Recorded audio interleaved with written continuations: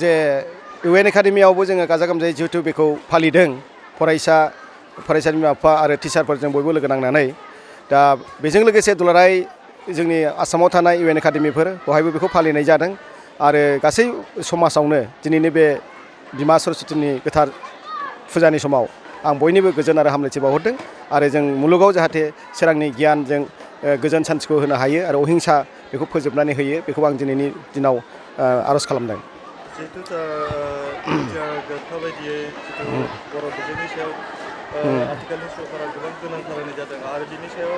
जे लेखा आरो सोलोंथाइ होनायनि बागै मा राहा लादों? दा जोङो UN एकाडेमियाथ' जोंहा क्लास 8सिम गावनो निजा मोनसे बिजाब आरो फराफारिलाइ जोंहा प्रडाक्सन दंखायो। बेनि अनगायै गुबुन गुबुन जे सरकारि जे हाबाफारिफ्राव नुनो मोन्दों जे बिटिआर दानि गोदान सरकारा गोबां राहा लादों आरो बिथांमोना जोंखौबो मेसेज होदों जे UN एकाडेमियाबो बे रोखोमनिनो सोलिलांबाय थानांगोन आरो मोनसे जातीय सिन्थाधाराजों जि मिडियामा दिनै खालामदों बेखौ हमथाना लानायाव जाहाथे जोङो जौगाखांलांनो हायो बिनि थाखाय जयै खामानि मावलायनायनि खोथा बा थुलुंगा होनायनि खोथाबो बिथांमोना जोंखौ बुंदों आरो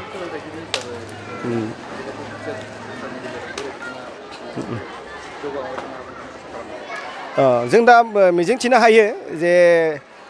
गोलाव समनिफ्राय जि जुजिबोयै जे जों बर' मिडियामखौ मोनदोंमोन आरो आथिखालसिमाव जि डेभेलपमेन्ट फैदों आरो जे मिडियामनि कनभार्सना जुदिब्लाबो दाबो दं खिन्थु बर'फोरनि गेजेराव जों नुनो मोन्दों जे गावनि बिमा राव बिजोंनि फारसेबो गोबां फरायसाफ्रा दिनै आवगायनानै फैदों जे जों नुनो मोन्दों जे प्रथम जेलानाखि जों क'क्राझाराव बेखौ गायसनदोंमोन 2002आव अब्ला सा 93ल' फरायसाफोर दंमोन आरो